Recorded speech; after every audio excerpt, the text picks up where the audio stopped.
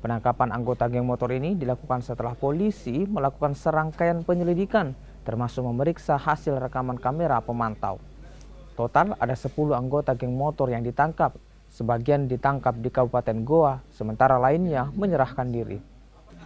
Mereka yang ditangkap umumnya masih di bawah umur.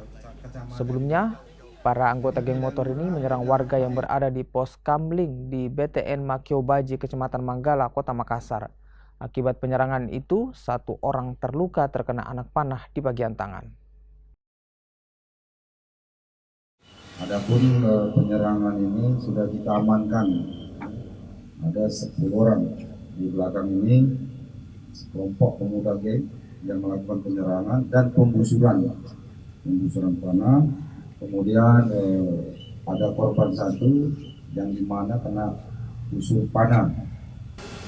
Pada sore ini kita rilis, dimana diamankan juga ada dua busur panah, busur yang digunakan pelaku untuk menyerang yang di pos kampungan tersebut.